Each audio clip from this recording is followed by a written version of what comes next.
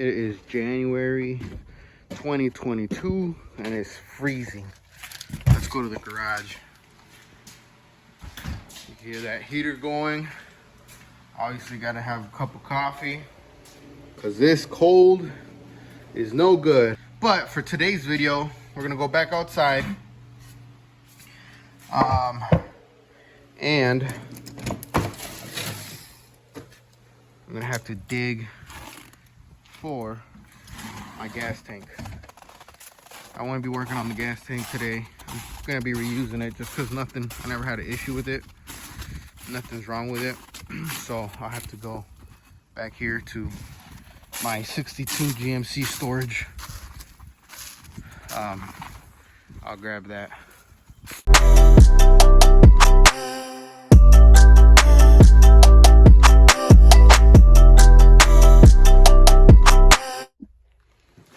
All right, so I'm ready to start taking this paint away. I'm pretty much gonna just use a wire wheel. That's not so abrasive, but I also got this grinder that's a little more abrasive. I don't think I'll need it. I'll see what it looks like. So we'll get started here. Obviously, I got a mask just because you don't want to be breathing that stuff in. So, Lieutenant.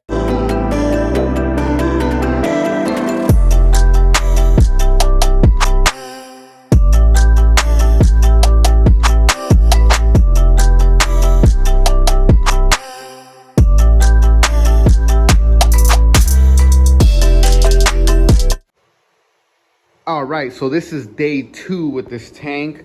I spent about 2 hours doing the whole thing, kind of just wire brushing it. This has not been cleaned yet. I'm about to do that here in a little bit. So I have the cleaner and degreaser from Port 15, and it's supposed to get diluted with hot water, and you could spray it on, you could roll it on, however you guys decide. But I have a spray bottle here that I put a little bit in there. I'm gonna have to get some hot water and put the water in there. After that, I'm gonna be using the metal prep. If I remember correctly, this makes it bondable for the actual paint to bond. So that's gonna be my second step, and that's got to get rinsed with water as well. This stays on for about 30 minutes if you want to get rust out. So I'm going to try that, see what happens here. And hopefully it makes it to where it bonds how it should to this metal. So let's get started and I'll show you guys how it comes out.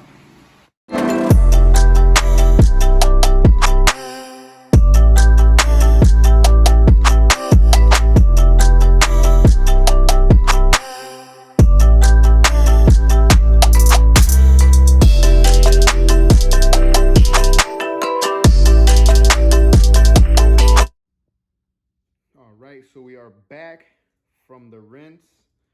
I took it inside and I rinsed it with warm water, and it looks like it's ashy.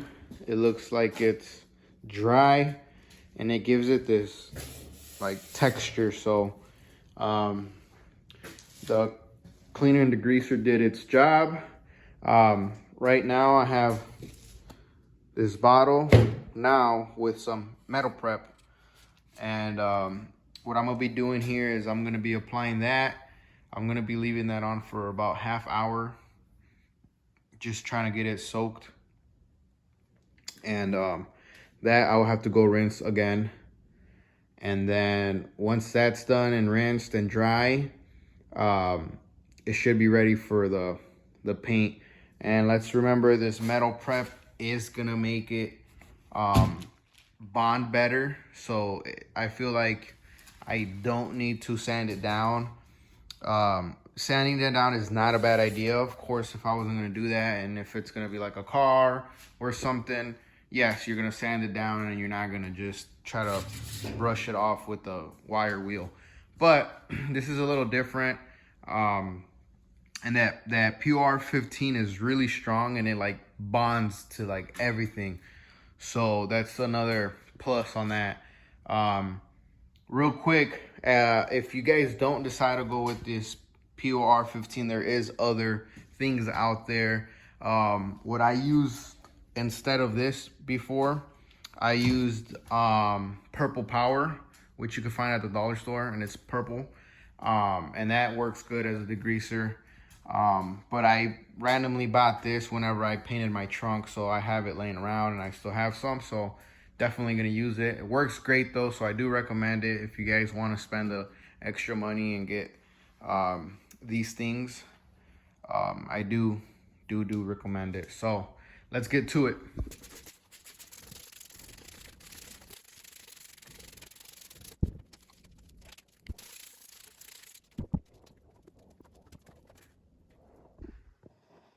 All right, guys, so we are back. This is day 3. It is only day 3 because I've been doing it about hour and a half, 2 hours each day. So yesterday was my prepping, and I washed it and I degreased it and I applied the metal prep on it, so you guys can see it looks ashy. It looks ashier than when I did the degreaser and cleaner, so it's gonna bond. It should bond pretty well. Like I mentioned, the POR 15 is really hard. This can I've used in the past, and it's like impossible to break open if you used it. So I got about half in here. So I had to punch a hole just so I could get the paint out. It's still good paint. It bonds so hard. It gets hard. So I'm gonna be just rolling it on. And right before we get started, I'm gonna just, with the tack cloth, go over it just to get the dust particles out and anything that could be sticking to it. So let's get started. All right, guys, so it's been about half hour. It's tacky now. I'm actually gonna be using this 3M Rubberized Undercoating. I actually had this laying around too. So I'm gonna just be using this. You guys could tell there's cars in here and a truck. You do not want to be doing this with normal paint. This is heavier stuff, so it doesn't really float in the air, and it's not like a big old project where you could be worried about overspray. So let's get started. Let's get some coats in here.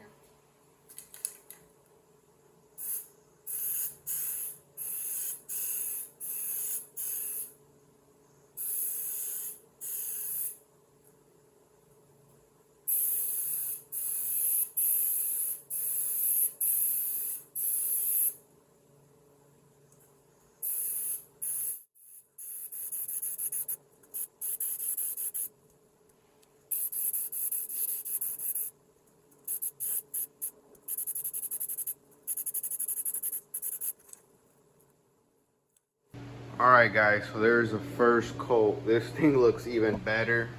It gives it a satin look, a little bit of a rugged finish.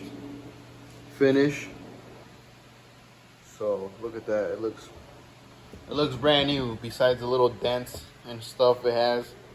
So of this stuff, I'm gonna probably do one more coat, put 2 coats down, which honestly this doesn't even look bad, but I'll wait a little bit and give it the final coat.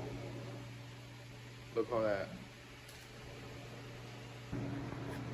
All right, guys, so who believes this is still the dusty tank I had laying around? Look how that came out. It looks great. It's nice, smooth. It looks factory. So I encourage you guys to do the same thing. As long as your tank's not damaged, the inside of this tank is great. It was clean.